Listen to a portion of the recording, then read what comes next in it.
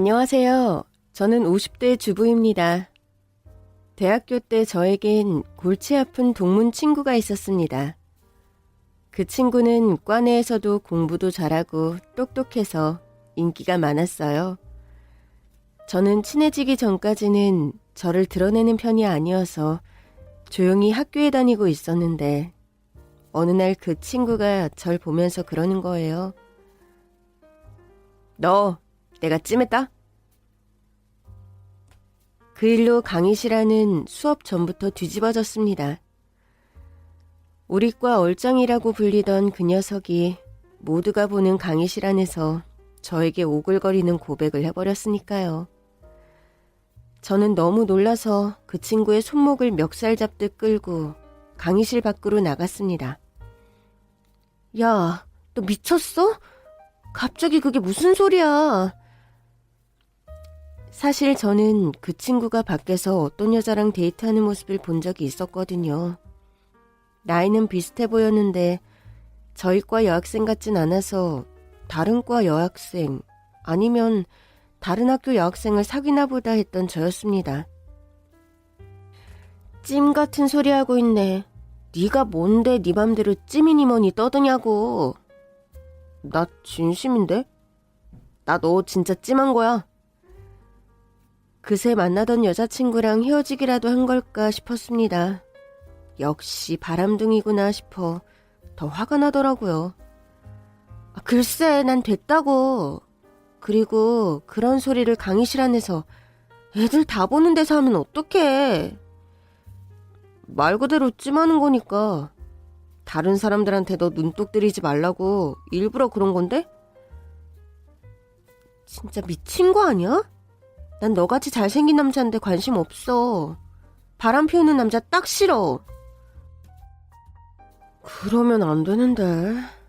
나만큼은 생긴 것 같은데. 아닌가? 그래. 나보다 잘생기진 않았어. 걱정 마. 뭐? 그리고 나도 바람기는 없어. 잘생기면 뭐 다 바람 피우냐? 나 같은 휘기종도 존재하는 법이라고. 도대체 이 자식이 무슨 소리를 하는 건가 싶었죠. 그러면서 그 친구, 자기 휴대폰을 저에게 내밀더라고요. 사진 한번 볼래? 잘생겼나 안 잘생겼나? 저는 얼결에 그 친구가 내민 휴대폰 속 사진을 보게 되었습니다. 사진 속 남자는 그 친구와 닮은 듯 하지만 묘하게 다른 얼굴이었습니다. 우리 형이야. 단체로 미팅 나가면 맨날 분위기 띄우고 광대처럼 굴다가 팽당하는 부리 알지? 딱 그런 타입. 근데 뭐 어쩌라고. 너처럼 무뚝뚝한데 뚝심 있는 여자랑 딱이야. 너 너무 딱딱하잖아. 근데 우리 형은 너무 말랑하거든. 바람기? 있을 수가 없어. 사람이 진짜 순수해. 근데 너도 그렇잖아. 쉽게 연애는 안 해도 마음 한 번 주면 그 사람만 보는 타입. 아니야? 이 자식이 지금 뭐라는 건가 싶었습니다. 아, 진짜 이 답답이들. 니들 진짜 천생연분이겠다. 그러니까 그 동문 친구가 저를 찜했다는 의미는 저를 자기 형숙감으로 찜했다는 뜻이었습니다. 친구는 제가 봤던 여자친구랑 계속 잘 만나고 있었더라고요. 처음엔 어이가 없어서 거절했지만 그 친구의 프로포즈는 쉴 새 없이 계속됐습니다. 이러다간 과 안에서 저랑 그 친구가 결혼한다는 소리까지 나오겠다 싶더라고요. 솔직히 말해 그 친구에게서 형의 사진을 본 뒤 종종 그 사람 생각이 나긴 했어요. 근데 찜했다는 둥 허튼 소리를 하니까 괜히 자존심이 상해서 싫은 척만 했던 거였죠. 결국 그 친구의 형과 소개팅을 하기로 했습니다. 소개팅 장소에 나갔더니 그 친구와 전혀 다른 분위기의 남자가 저를 기다리고 있더라고요. 안녕하세요. 시간 내주셔서 감사하니까. 그러니까 제가 커피를 쏘겠습니다. 분명 단체 미팅에선 광대처럼 군다던 그는 정작 저를 만나서는 나사 하나 빠진 로봇처럼 삐걱대더라고요. 그러나 그의 첫마디로 인해 저는 웃음이 터지고 말았습니다. 여기 무슨 행사장이에요? 저한테 커피를 쏘려고 오셨군요. 예? 아니요. 저는 그러니까 커피만 쏘려고 온 게 아니고요. 도대체 무슨 소리를 할까 싶어 가만히 두고 봤죠. 밥도 쏠 건데요. 그날부터 저희는 커플이 되었습니다. 시간이 흘러 대학을 졸업하고 취업을 하고 자연스럽게 결혼 이야기까지 나왔어요. 그러나 그의 프로포즈를 단박에 수락할 수는 없었습니다. 저에겐 한 가지 문제가 있었거든요. 자기야, 프로포즈 해줘서 고마워. 근데 나 자궁 기형이야. 임신이 안 돼. 그러니까 결혼은 신중하게 생각하자. 자기가 아이를 원한다면 다른 여자랑 결혼하는 게 맞아. 진지게 말 못해서 미안해. 그렇지만 자기가 헤어지자고 해도 섭섭해하진 않을 거야. 난 또 뭐라고. 자기가 나랑 결혼하기 싫은 줄 알고 식겁했잖아. 아이 없으면 어때? 우리 둘이 행복하게 살면 되지. 내 주변의 친구들 보니까 낳을 수 있어도 안 낳더라. 그러니까 걱정하지 말고 우리 결혼하자. 난 자기만 있으면 돼. 저는 그에게 감동해 결국 결혼을 승낙했습니다. 덕분에 그 골치 아팠던 동문 친구는 제 시동생이 되었고요. 처음엔 도련님 소리가 어찌나 안 나오던지 그 친구도 부모님 안 계실 땐 그냥 이름을 부르자고 하더라고요. 우리 부부가 결혼하고 1년 뒤 시동생도 결혼을 했습니다. 제가 대학교 때 봤던 그 여자친구는 아니었지만 연애를 많이 해본 사람이 보는 눈도 높아진다고 천사 같은 아내를 만나더라고요. 동서는 너무 착해서 제가 손윗사람인데도 뭘 시킬 필요가 없었어요. 알아서 척척 먼저 나서서 제가 하는 일까지 자기가 다 하겠다고 나서는 사람이었죠. 문제는 너무 착한 동서를 만난 탓인지 이놈의 골치 아팠던 대학 동문 시동생이 툭하면 허튼 소리를 했다는 겁니다. 사실 내 이상형은 우리 형수였는데 그때 내가 만나는 여자친구만 없었어도. 도련님, 내가 그런 소리 그만하라고 했죠. 진짜 사실인데 어떡해요. 우리 와이프도 알아요. 결혼 전부터 귀가 따갑게 들었어요. 형수님이 너무 괜찮아서 아주버님에게 소개해드렸다고요. 그럴 때면 동서가 속이 없는 건가 싶을 정도였습니다. 제가 말을 해선 듣질 않길래 남편에게도 말한 적이 있습니다. 아니, 당신은 동생이 자꾸 허튼 소리 하는데 왜 말리질 않아? 에이, 뭐 어때? 당신이랑 쟤랑 둘이 친했던 거 우리 다 아는데. 그래도 동서가 내심 불편할 수도 있잖아.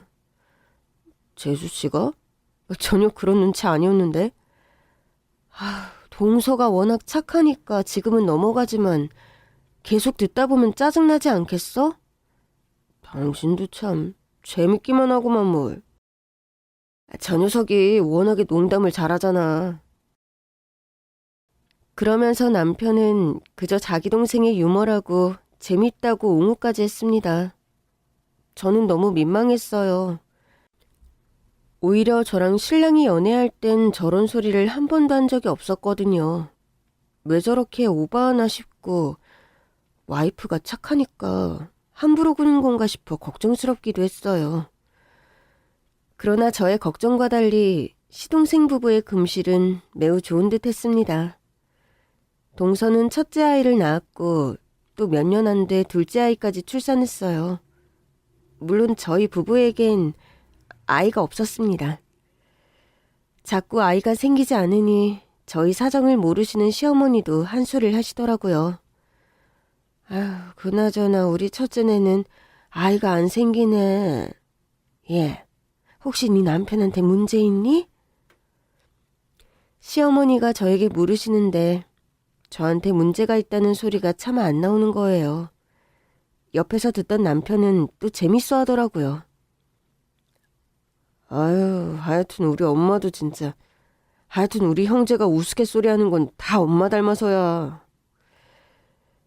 하여튼 이놈의 시댁은 제 가슴 철렁한 소리를 수시로 해대면서 정작 자기들끼리는 재밌다며 웃어대기 일쑤였습니다. 저는 시댁의 유머 코드를 쉽게 이해하지 못했지만 동서가 워낙에 착하고 예뻐서인지 조카들도 참 예쁘더라고요. 동서는 아이를 낳고 바로 직장에 복귀했기 때문에 아무래도 급한 상황에서 아이들을 돌봐주는 일은 제가 자처했습니다.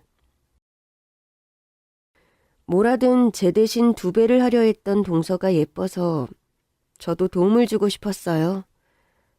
동서, 애들 어린이집에 내 번호도 남겨놔. 동서 바쁠 때 못 받으면 나한테 하라고 해. 형님, 진짜 감사해요. 애 2 낳고 나니까 직장에 가 있어도 마음이 편한 날이 없더라고요. 그래도 애들 잘 크고 있잖아. 보는 것만으로도 얼마나 기특해. 맞아요. 다 형님 덕분이에요. 제가 급할 때마다 연락드려도 한 번을 거절 안 하시고. 원래 애들은 다 같이 키우는 거랬어. 나는 덕분에 애들 자라는 거 봐서 좋지 뭐. 동서한테 말했었잖아. 난 애기 못 낳는다고. 덕분에 제가 그 도움 다 받잖아요. 저야말로 죄송하고 감사하고 그래요. 그럴 거 없어. 애들 잘 크는 거 보면 내가 다 기뻐. 형님은 정말 천사예요. 제 인생의 천사. 말 한마디를 해도 예쁘게 하는 사람들이 있잖아요. 우리 동서가 딱 그런 사람이었어요. 저는 동서 대신 아이들의 귀가도 시키고 밥도 해먹이면서 아이를 낳지 못한 아쉬움을 조금씩 달랬어요. 덕분에 저희 부부와 시동생 부부는 사이가 참 좋았습니다. 형식이가 엄마 생일에 좋은 식당 있다고 자기가 예약하겠대. 그래. 비용은 반반씩 내면 되겠네. 걔가 다 내겠다던데? 재수씨도 그러자고 했고. 왜? 당신이 애들 봐주느라 늘 고생한다고. 이런 거라도 신경 쓰지 않게 다 하겠다고 그러네? 설마 그러라고 했어? 당연하지. 우리 와이프 수고하는 건 나도 아는데. 못 살아 정말. 애들 키우느라 돈도 많이 들어갈 텐데 그걸 다 내라고 하면 어떡해. 반씩 하자고 해. 하여튼 우리 와이프 마음 씀씀이가 최고야. 그날 내가 애들 데리고 올 테니까 동서 좀 데리고 와. 당신이랑 회사 가깝잖아. 요즘 많이 피곤해 보이더라고. 예, 분부대로 따르겠습니다. 그러나 그날 가족끼리의 오붓한 식사는 성사되지 않았습니다. 1년 뒤 시어머니의 생일은 이제 남편과 동서의 기일이 되고 말았죠. 시부모님은 일찍 잠자리에 드셨고 저와 시동생은 남편과 동서의 영정사진을 앞에 놓고 술을 마시고 있었습니다. 그런데 갑자기 술에 취한 시동생이 절 와라 끌어안는 거예요. 형수님, 저 많이 참았습니다. 그러고는 치명적인 요구를 해왔습니다. 그때부터 제 인생은 대박이 나기 시작했어요. 1년 전 시어머니의 생신날, 저는 약속대로 조카들을 데리러 어린이집으로 향했습니다. 동서에게 전화가 왔어요. 형님, 애들 봐주시는 것도 감사한데 아주버님이 저 데리러 오신다고. 형님이 하신 거 맞죠? 진짜 감사해요. 별게 다 감사하네.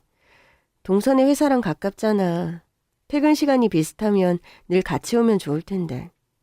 오늘은 좀 기다렸다가 동서도 데리고 오라고 했어. 퇴근길 지하철 완전 지옥이잖아. 감사해요. 아주버님 안 기다리시게 조퇴 쓰고 나가려고요. 아유, 한 번인데 좀 기다리면 어때? 이럴 때 한번 조퇴 쓰는 거죠. 지금껏 형님이 봐주셔서 애들 때문에 조퇴 한번 안 썼는데요, 뭐.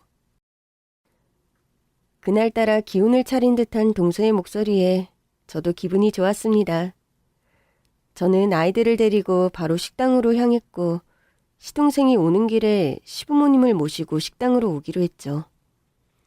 시부모님과 저, 시동생, 그리고 조카들이 먼저 모여 주문을 했습니다. 마침 남편에게 전화가 오더라고요. 여보, 나 지금 제주시 태우고 가는 중이야. 천천히 와. 서두르지 말고. 알았어. 얼른 갈게. 서두르지 말라니까. 여기 식당 오는 길이 좀 외지니까 조심해서 와. 응. 전화를 끊었는데 시동생이 저를 요상한 눈빛으로 보면서 그러는 거예요. 엄마, 내가 얘기한 적 있나? 원래 형수가 내 이상형이었다고. 저는 정말이지 시겁했습니다. 야! 저도 모르게 버럭 소리까지 치고 말았죠. 시부모님은 물론 아이들까지 놀라서 보기에 저는 시동생을 데리고 식당 밖으로 나갔습니다. 내가 그런 소리 하지 말라고 했지. 애들 앞에서 그런 소리를 하면 어떡해. 뭐 어때? 애들이 엄마보다 큰 엄마를 더 좋아하더라. 야, 너 진짜 애들도 내가 형수 좋아하는 거 다 알아. 뭐? 내가 너 찜했잖아. 우리 형수감으로. 당연히 좋아했으니까 찜했지. 내가 호감도 없는 사람을 우리 형한테 소개시켰을까?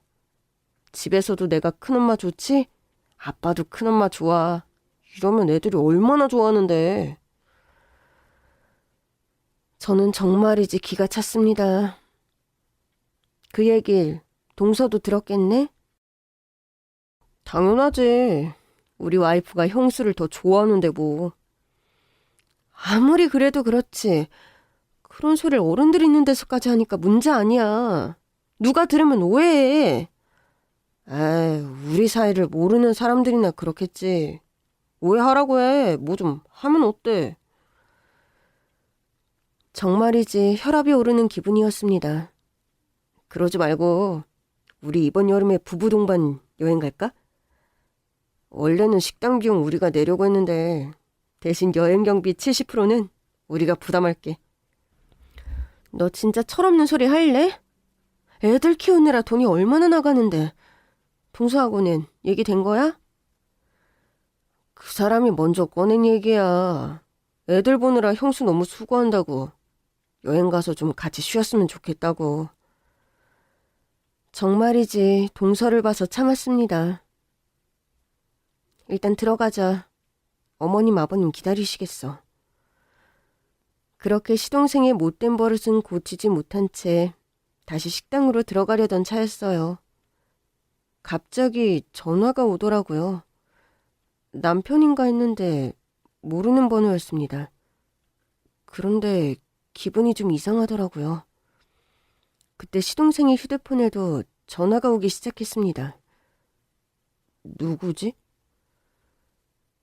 저와 시동생은 동시에 전화를 받았습니다. 지금 남편분이 교통사고를 당하셨어요. 네? 교통사고요? 저는 시동생을 봤습니다. 시동생도 저를 보더라고요. 네, 맞은편에서 오던... 예? 남편의 차가 맞은편에서 오던 트럭과 정면에서 들이받았다는 얘기였습니다. 아니, 왜요? 대체 트럭이 왜 우리 남편 차를... 설마 많이 다쳤나요? 옆에 여자분도 있었을 텐데... 온몸이 덜덜 떨려왔습니다. 일단 응급실로 가고 있으니 병원으로 오시죠. 그 트럭 운전 기사가 졸음운전을 한 것 같습니다. 이게 무슨 날벼락인가 싶었어요. 시부모님께는 사고가 좀 난 것 같다고 둘러댄 뒤 저는 시동생과 함께 급히 병원으로 향했습니다. 가는 내내 하늘이 노랗더라고요. 어떡해. 내가 괜히 동서 데리러 가라고 해서. 상대차가 졸음운전을 했다잖아. 형수 잘못 아니야. 일단 병원으로 가고 있다니까. 살아있다는 거니까. 트럭이라잖아. 어떡해. 뭐가 어떻게 돼도 형수 잘못 아니야. 일단 가보자. 그때까진 진정하자. 그러나 병원에 도착했을 때 남편의 몸 위엔 흰 천이 덮여 있었습니다. 오면서 구급대원들이 심폐소생술을 하면서 왔는데 안타깝게도 구급차 안에서 돌아가셨습니다. 믿기지 않아서 남편의 얼굴을 확인했는데 얼굴이 말이 아니더라고요. 저는 그런 남편의 몸을 끌어안은 채 울고 또 울었습니다. 제 아내는요? 불행 중 다행으로 동서는 아직 의식이 있는 상태였어요. 하지만 동서도 몰골이 말이 아니었습니다. 저는 남편의 곁에서 한참을 울다가 시동생에게 갔습니다. 그러나 동서 역시 몇 시간을 넘기지 못하고 세상을 떠나고 말았죠. 시동생은 망연자실한 채 울지도 못하더라고요. 저는 엉엉 울며 시부모님께 전화를 걸었습니다. 어머니, 어떡해요? 내가 지금 가마. 시어머니는 저와 시동생보다 더 담담한 얼굴로 병원에 도착하셨습니다. 남편과 동서의 얼굴을 확인하신 뒤 잠시 놀란 듯 가슴을 움켜쥐셨지만 놀라울 만큼 차분하게 말씀하시더라고요. 장례는 같이 치르는 게 낫겠다. 2번은 못하겠어. 그렇게 남편과 동서의 장례는 동시에 치러졌어요. 문상으로 온 사람들도 하나같이 혀를 찼습니다. 젊은 사람들이 일찍 세상을 떠난 게 안타깝다는 사람들이 대다수였지만 간혹 이상한 오해를 하는 사람들도 있었어요. 세상에. 아니 근데 왜 부부도 아니고 시아주버님이랑 재수씨가 한 차에 타고 있었대? 같이 퇴근하다가 그랬다는데. 좀 찝찝하다. 사실 저는 너무 큰 상실감과 고통에 문상객들의 말은 들리지도 않았어요. 그 소리에 버럭한 건 시어머니였습니다. 이 인간들이 어디 터진 입이라고 함부로 나불거려. 우리 아들이랑 며느리 길이 같아서 내 생일 챙겨주러 오는 길이었어요. 오다가 술 취한 트럭이 갖다 박은 걸 가지고 애들이 무슨 잘못이 있다고 죽은 사람 앞에 놓고 막 말이야. 못 듣는다 이거야? 시어머니가 울분을 토한 덕에 저도 정신이 번쩍 들더라고요. 시동생 역시 제 옆에서 넋을 놓고 앉아 있었습니다. 저는 하루아침에 형과 아내를 동시에 잃은 그가 더 안쓰러워서 그의 손을 꼭 잡았습니다. 그도 제 손을 꼭 잡더라고요. 형수, 나 이제 어떻게 살아? 뭘 어떻게 살아? 애들 생각해서 정신 차려야지.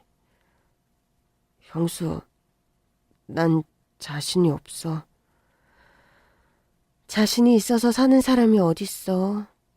그냥 이 악물고 살아야지. 문제는 아이들이었습니다. 아직 어린 아이들에게 엄마가 세상을 떠났다는 말을 할 수 없었어요. 당연히 아이들은 장례식에도 오지 않았습니다. 장례가 끝나고 저와 시동생, 시부모님은 아이들 때문에라도 마음껏 울 수 없었어요. 저 어린 것들 생각하면 속이 문드러지는 것 같다. 오늘도 묻더라고요. 엄마 언제 오냐고. 그래서 뭐라고 했어? 큰아빠랑 멀리 일하러 갔다고요. 에휴, 조금만 더 지나서 알려줄까 해요. 아직은 도련님도 힘들어하고 있어서 애들까지 울고불고 하면 더 힘들 것도 같고. 너도 힘들 거 아니야. 내일 애들 등원은 내가 시키마. 제가 할게요. 뭐라도 하는 게 나아요. 잠깐이나마 잊을 수 있고 또 애들 생각하면 저도 좀 힘이 나고요.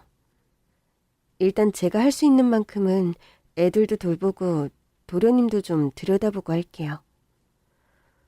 에휴, 너도 심정이 말이 아닐 텐데. 그래도 어떡해요. 저 어린애들을 어른인 우리가 봐야죠. 그래, 아가. 네가 좀 자주 들러줘. 필요한 거 있으면 언제든 말하고. 나도 할 테니까. 너 혼자 다 할 필요 없어. 네.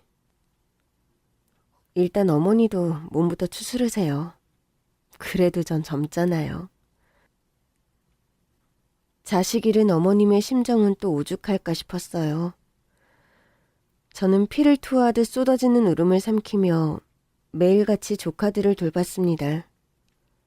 매일 아침 일찍 시동생네로 가서 아이들을 깨우고 밥을 먹여 어린이집에 보냈죠.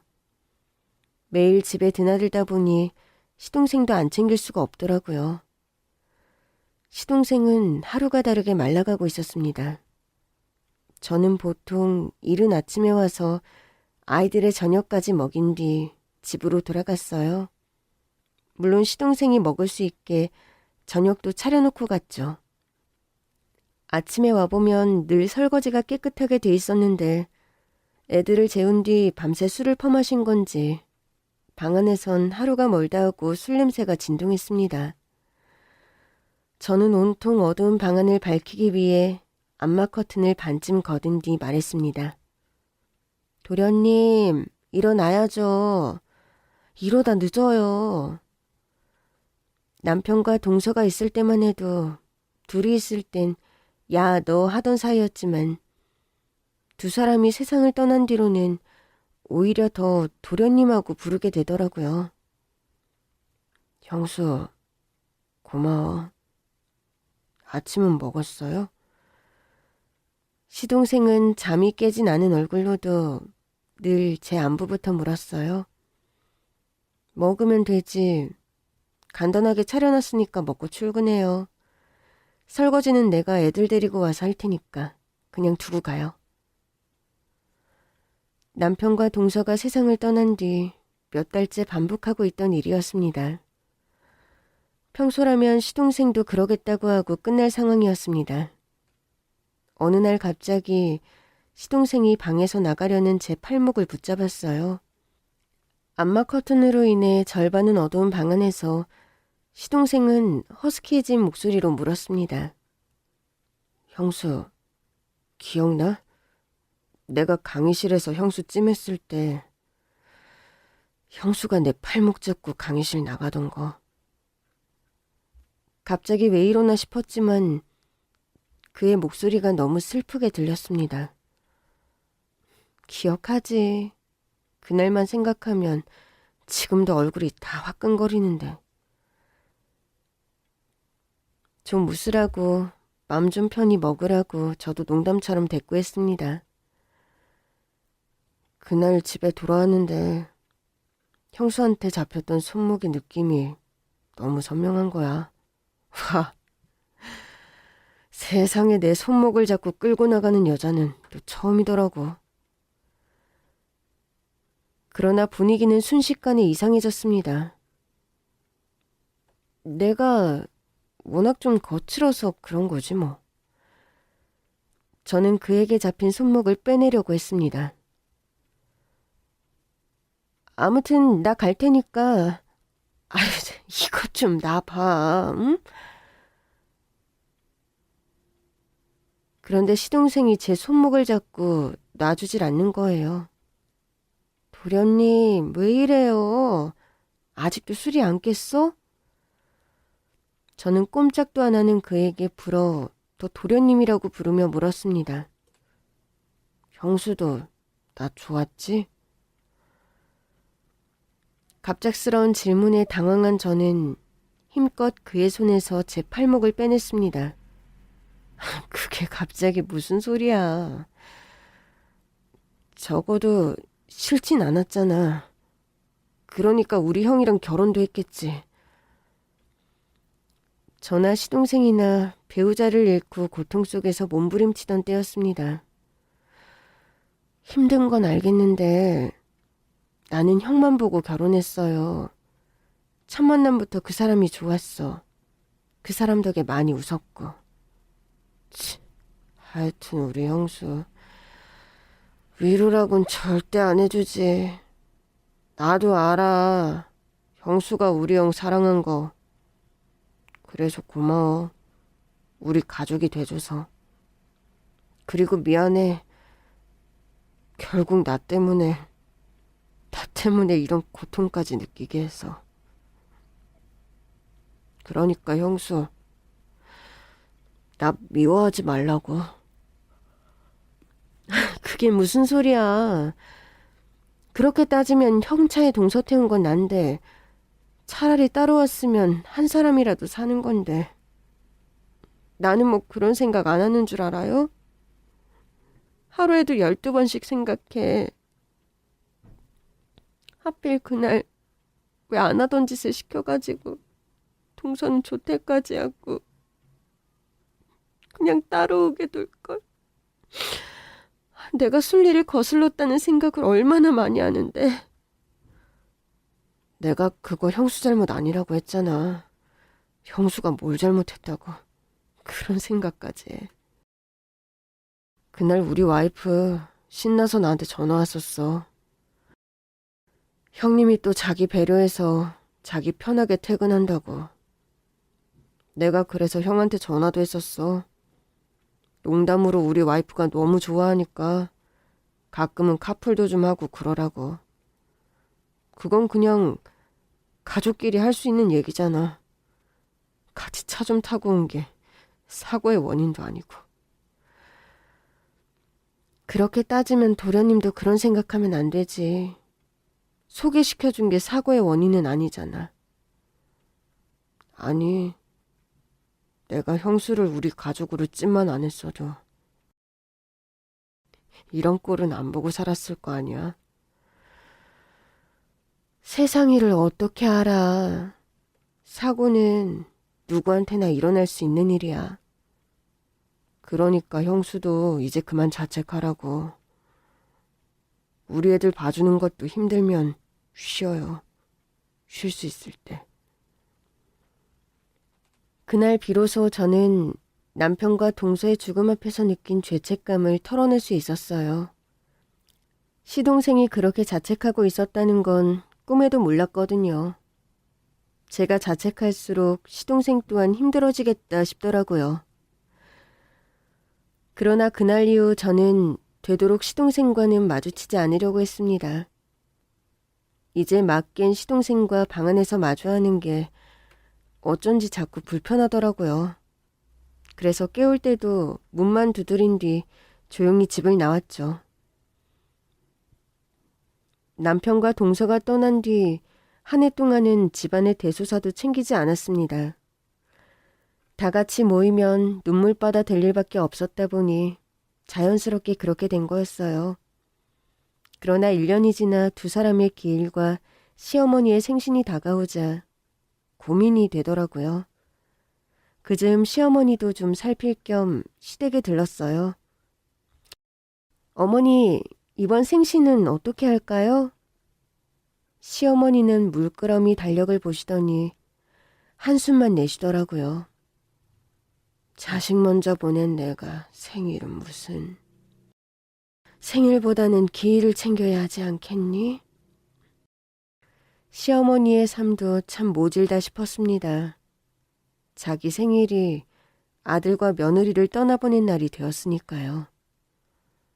그럼 일단 올해는 기일로 챙기고 차차 바꿀까 봐요. 그럼에도 산 사람이 먼저라고 생각했어요. 제가 이 악물고 조카들을 살피듯 시어머니도 살펴야 한다고 생각했습니다. 당분간은 두 사람의 기일로 챙기겠지만 결국엔 시어머니의 생일로 챙겨야 한다고 생각했습니다. 그때였습니다. 아가, 네 어머니, 넌 애도 없고 그러니까 좋은 사람 생기면 우리 생각 같은 건 하지 말고 주저없이 떠나. 알겠지? 생각지도 못한 말이었습니다. 어머니, 그게 무슨 말씀이세요? 같은 여자로서 하는 말이야. 이제 와보니 애 없는 게 천만 다행이지 않니? 새 사람 만나서 새로 시작해도 안 늦은 나이야. 언제까지 조카들 뒤치다꺼리나 하면서 살 필요 없다. 물론 나야 고맙지. 근데 애들도 결국은 제 엄마 떠난 거 알게 될 거고 어쨌든 네 자식은 아니잖아. 네가 이렇게 백날 키워도 남의 자식은 남의 자식인 거야. 이러다 너 혼자 나이 먹는다고 걔들이 널 돌봐줄 것 같아? 저 그런 거 바라고 이러는 거 아니에요. 애들이 아직 많이 어리잖아요. 그냥 짠해서 그래요. 워낙 어릴 때부터 같이 키우던 아이들이고요.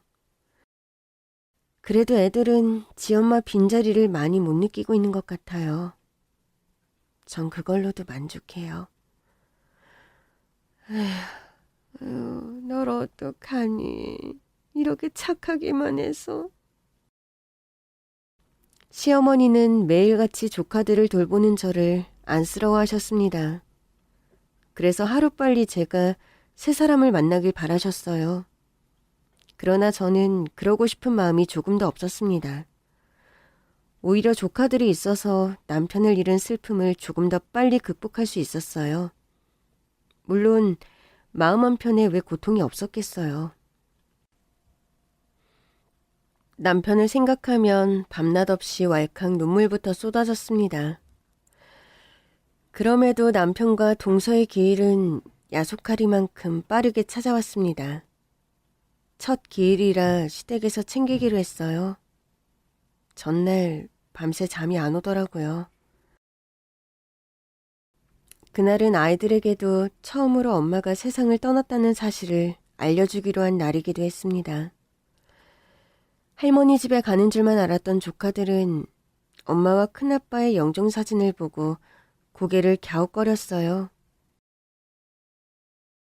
얘들아, 오늘 큰엄마가 너희들에게 해줄 말이 있는데. 시동생은 차마 보지 못하고 갑자기 술을 들이키기 시작했습니다. 엄마랑 큰아빠 말이야. 사실은 하늘나라로 돌아가셨어. 왜 엄마랑 큰아빠만 갔어? 꼭 엄마랑 큰아빠만 먼저 갔다기보단 우리도 언젠가는 다 하늘나라로 돌아가. 근데 엄마랑 큰아빠는 사정이 있어서 조금 빨리 가셨어. 거기서 우리가 잘 지내는지 다 보고 있어. 지금도? 그럼. 그러니까 엄마나 큰아빠한테 하고 싶은 말이 있으면 하늘을 보면서 얘기해도 되고 아니면 아빠나 큰엄마한테 얘기하면 대신 전해줄게. 그래도 엄마 보고 싶은데. 그러게. 큰엄마도 엄마랑 큰아빠 너무 보고 싶다. 근데 우리 언젠가는 다 저 하늘나라에서 만날 거거든? 그러니까 보고 싶어도 그때까지 기다리자. 진짜 나중에는 다 만나? 그럼 반드시 만나지. 큰엄마는 일찍 가지 마. 그럴게. 진짜? 아빠도 할머니도 할아버지도? 저는 시동생을 봤습니다. 그런데 시동생은 아이들이 초롱초롱한 눈으로 묻는데도 그저 술만 계속 들이키더라고요. 결국 시어머니는 눈물을 흘리셨습니다. 저도 꾹 참았던 눈물이 터지고 말았죠. 얘들아, 우는 건 나쁜 게 아니야. 엄마가 보고 싶을 땐 울어도 돼. 그때마다 큰엄마가 꼭 안아줄게.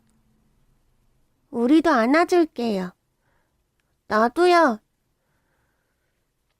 두 아이가 하나씩 저와 시어머니를 꼭 안아주었습니다. 그렇게 아이들을 끌어안는데 눈물을 삼킬 수가 없더라고요. 한참을 울었고 다행히 아이들은 엄마와 큰아빠가 세상을 떠났다는 사실을 잘 받아들였어요. 아이들은 밥도 잘 먹고 졸리다고 해서 재우고 나왔는데 시동생은 아직도 술만 들이키고 있더라고요.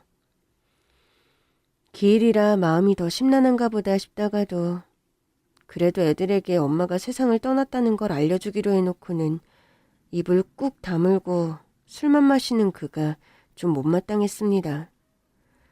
처음엔 자작하고 있는 걸 보고만 있다가 그런 그가 답답하면서도 짠해서 그의 앞에 앉았습니다. 그러다 간 뚫어지겠어요. 청승맞게 뭔 자작을 그렇게 해. 같이 마셔. 나는 뭐 술 마실 줄 모르나? 그렇게 저와 시동생이 서로의 잔을 채워주기 시작했습니다. 시부모님도 처음엔 몇 잔 같이 드시더니 결국 먼저 자리에서 일어나셨어요. 시부모님이 들어가신 뒤에도 저와 시동생은 한참이나 말없이 술만 나눠 마셨습니다. 그러다 보니 어느새 새벽 2시더라고요. 도련님, 이제 그만 집에 가요. 애들은 내가 여기서 내일 어린이집 보낼 테니까. 도련님은 집에 가서 자고 출근해요. 택시 불러줄게. 제가 휴대폰을 찾던 그때였습니다. 갑자기 시동생이 저를 와락 끌어안았습니다. 도련님, 이게 뭐 하는 거예요? 이것 좀 놔봐요. 행여나 방에 있던 시부모님이 깨실까봐 저는 목소리를 낮췄습니다.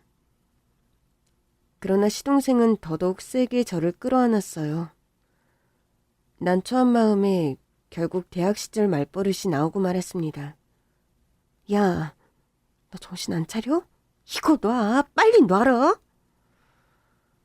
형수님, 저 많이 참았어요. 아무래도 분위기가 이상했습니다. 일단 놓고 말하라고. 그러나 시동생은 요지부동이었죠. 나 더는 못 참겠어. 너무 힘들어. 그 순간 덜컥 겁이 났습니다. 저를 끌어안은 그의 힘이 너무 세기도 했고 더더구나 그는 만취한 상태였습니다. 난 네 형수야. 이러면 안 된다고. 너 지금 형 없다고 날 만만하게 보는 거야? 내가 과부됐다 이거야? 너 이 모습을 애들이라도 봐봐. 어머니나 아버님이 보시면 또 어쩌고. 일단 놔. 놓고 말해. 형수, 내 부탁 들어줄 거야? 들어준다고 말해. 약속해. 응? 무슨 부탁? 저의 온갖 협박과 설득에도 그는 저를 아는 팔에 힘을 풀지 않았어요. 결국 전 일단 그를 회유하기로 했습니다. 알았어. 그게 뭐든 다 들어줄 테니까 일단 좀 놓고 말하자. 그제야 시동생은 저를 아는 팔에 힘을 풀더라고요. 저는 그의 몸에서 힘이 풀리는 것을 느낌과 동시에 최대한 멀리 떨어졌습니다. 거기서 말해. 안 그러면 어머님이랑 아버님 깨울 거야. 그런데 갑자기 시동생이 비틀거리면서도 저를 향해 무릎을 꿇는 거예요. 형수, 내가 죽일 놈이야. 내가 미안해. 내가 널 형한테 소개시키는 게 아니었는데. 형하고 결혼하게 하는 게 아니었어. 나 계속 후회했어. 도저히 시동생의 말을 이해할 수 없었습니다. 도대체 무슨 소리를 하는 거야? 너 미쳤어? 입 안 다물어? 저를 형에게 소개시킨 걸 후회한다느니, 내내 후회했다느니, 맥락이 너무 이상한 거예요. 이러다가 시어머니라도 들으면 큰일 나겠다 싶어서 저는 시동생의 팔을 잡고 일으켰습니다. 나가서 얘기하자. 일단 일어나봐. 그러나 시동생은 꿈쩍도 하지 않은 채 저를 올려다보며 말했습니다. 형수, 우리 애들 엄마가 되죠. 저는 너무 놀라서 잡고 있던 시동생의 팔에서 손을 뗐어요. 내가 지금 뭘 들은 건가 싶었습니다. 너 지금 무슨 소리를... 아니, 도련님, 일단 좀 자요. 그냥 여기서 자. 지금 너무 취한 것 같은데... 저는 일단 그를 다시 도련님이라고 부르며 그를 재우려고 했습니다. 아무래도 너무 취해서 별의별 소리를 다 한다 싶었어요. 형수, 내가 진짜 좋아하는 거 알지? 도련님, 말 그대로 나 형수인 건 알죠? 정신 차리라고. 형수... 정말이지 한숨만 나왔습니다. 행여나 시부모님이 깨셨을까 주변을 살피는데 그가 또다시 덥석 제 손목을 잡더라고요. 도련님, 제발 정신 좀 차려요. 형수, 나 췌장암 말기래. 저는 주저앉고 말았습니다. 뭐라고? 나 얼마 못 산대. 장난치지 마. 무슨 그런 장난을 쳐. 차라리 내가 이상형이라고 떠들라고 한 소리를 더 하려던 차였습니다. 우리 애들 입양해서 좀 키워주면 안 될까? 그러나 저를 보며 우는 시동생의 얼굴에서 장난기는 결코 찾아볼 수 없었어요. 다음 날 저는 시동생을 데리고 큰 병원으로 갔습니다. 다른 병원에서도 진단을 받아보자고 설마 아닐 거라고 믿었어요. 가는 병원마다 같은 진단이 나오더라고요. 이대로는 고통이 심할 테니 치료는 받으셔야겠지만 사실상 완치는 어려운 상태입니다. 그래도 최선은 다할 겁니다. 저는 시동생을 끌어안은 채 엉엉 울었어요. 세상에, 형과 아내를 잃은 지 얼마나 됐다고. 애들은 남겨놓고 시동생까지 시한부 판정을 받은 겁니다.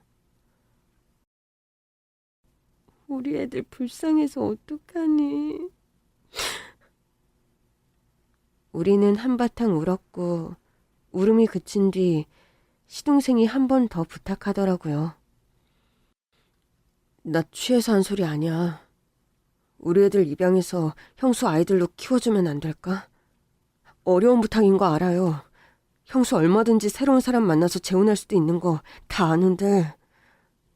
근데 믿고 맡길 사람이 형수밖에 생각이 안 나더라고.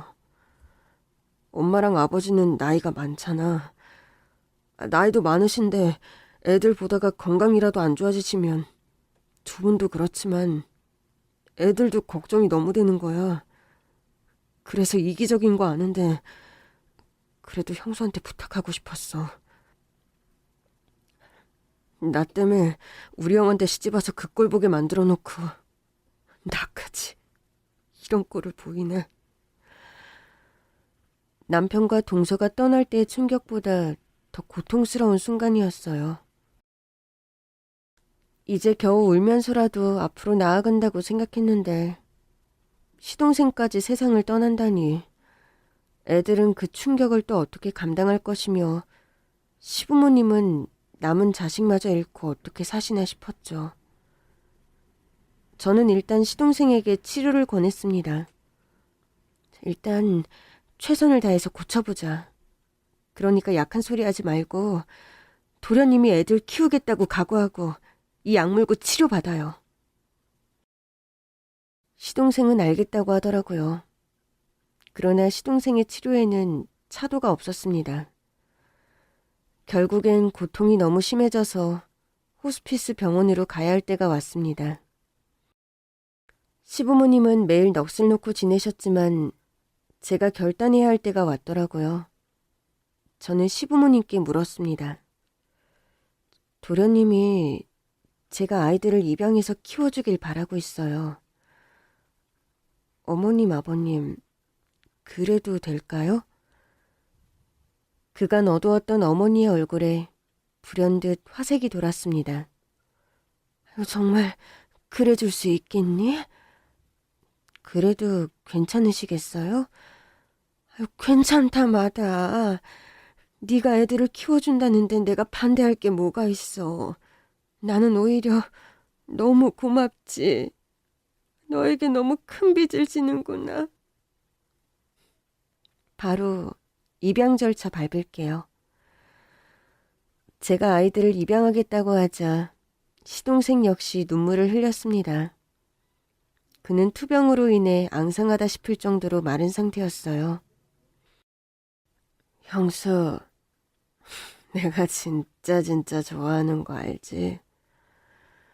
역시 내 이상형은 뭐가 달라도 달라. 도련님은 이 와중에도 농담이 나와요? 마음이 너무 편해요. 고마워. 우리 가족이 돼줘서. 그리고 죽어서도 미안해할게. 이렇게 큰 짐을 맡기고 간 거. 그러면서 시동생이 변호사에게 연락을 하더라고요. 호스피스 병실 안에서 저와 시동생 변호사는 3자 대면을 했습니다. 입양 서류는 여기 작성하시면 되고요. 저희 의뢰인께서 형수님께 전 재산을 양도하시겠다고 합니다. 여기 사인해 주시면 됩니다. 아니, 이게 다 뭐예요? 도련님, 재산이 이렇게 많았어요? 근데 이걸 나를 다 주면 어떡해. 애들 앞으로 하고 제가 성인이 될 때까지만. 형수, 이제부턴 형수가 우리 애들 진짜 엄마잖아. 나는 형수가 애들에게 옳은 선택할 걸 믿어요. 내가 첫눈에 찜했다니까. 똑 부러지고 앞뒤 안다는 사람이라서. 가슴이 먹먹했어요. 저는 어떻게든 제 힘으로 아이들을 키울 생각이었거든요. 복직도 하고 시부모님의 도움도 좀 받으면 가능할 거라고 생각했어요. 그렇게 시동생은 제 앞으로 전 재산을 양도했고 저는 시동생과 동서의 두 아이 법적 보호자가 되었습니다. 아이들은 자라면서 저에게 큰엄마가 아니라 엄마라고 부르기 시작했어요. 제가 시킨 것도 아닌데 아이들이 알아서 그렇게 부르더라고요. 아이들을 키우며 따로 시동생과 동서, 남편의 기일을 챙기진 않았어요. 대신 세 사람의 생일을 기억하기로 했죠. 저와 아이들은 세 사람의 생일마다 케이크에 초를 꽂았고 그때마다 세 사람을 기억했습니다. 오늘은 먼저 하늘나라로 가 있는 낳아주신 엄마 생일이지? 엄마는 진짜 착한 사람이었어. 뭐든 나서서 더 열심히 하고 고마운 마음, 미안한 마음도 꼭 전하던 사람. 시동생의 생일에도 마찬가지였습니다. 오늘은 낳아주신 아빠 생일이야. 아빠도 지금 보고 있겠다. 아빠는 장난기가 너무 많아서 가끔 내가 장난 좀 그만 치라고 막 혼도 내고 그랬다? 그렇게 아이들이 자연스럽게 자신을 낳아준 부모를 기억하게 도왔어요. 물론 우리 남편의 생일도 잊지 않았죠. 오늘은 엄마의 남편, 큰아빠 생일. 큰아빠는 엄마를 진짜 사랑해주던 사람이야. 엄마도 엄청 사랑했고. 우리가 이렇게 가족이 된 것도 엄마가 큰아빠랑 결혼을 한 덕이지. 그래서 엄마는 늘 큰아빠에게 고마워. 그리고 너희를 낳아준 엄마 아빠에게도 고맙고. 그리고 한편으로는 미안해. 너희들 이렇게 예쁘게 크는데 그 모습을 나만 가까이에서 보고 있잖아.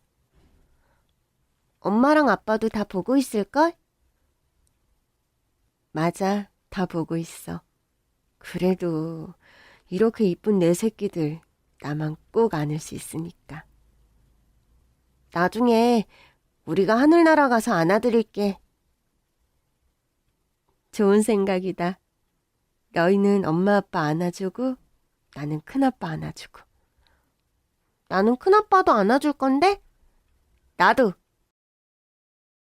우리 아이들 정말 예쁘게 컸어요. 거기다 둘 다 공부도 열심히 해서 좋은 대학까지 들어간 거 있죠? 물론 대학에 간 뒤에도 독립을 안 하겠다는 애들 덕에 취업할 때까지도 뒤치다꺼리를 해야겠죠. 사실 알고 있습니다. 저를 혼자 살지 않게 하려고 우리 애들이 친구들 다 하는 독립도 마다하고 제 곁에 남았다는 걸요. 우리 애들 보기에는 시동생의 까불거리는 모습을 똑 닮았지만 마음은 동서처럼 천사 같은 아이들이었거든요. 그렇게 25년이 흘렀습니다. 아이들은 모두 장성해 한 명은 의사, 한 명은 변호사가 됐어요. 두 아이의 대학 졸업식 때 학사모를 쓰고 찍은 사진이 지금도 거실 한가운데 장식되어 있어요. 25년 전에는 상상도 못했죠. 불임이었던 저에게 이렇게 예쁜 자식이 둘이나 생길 줄은. 일찍이 남편도 잃고 불임이었던 인생이었지만 저는 오늘도 세 사람의 몫만큼 수고하며 행복을 느낍니다. 제 주변 사람들은 저더러 조카 둘을 혼자 키우느라 고생했다, 안쓰럽다 그러는데 저는 복권 당첨도 안 부럽고요. 대박 나고 싶다고 소원 빌 필요도 없어요. 왜냐고요? 제 인생의 대박은 바로 우리 애들이니까요. 누가 뭐래도 내 인생의 대박은 우리 애들입니다.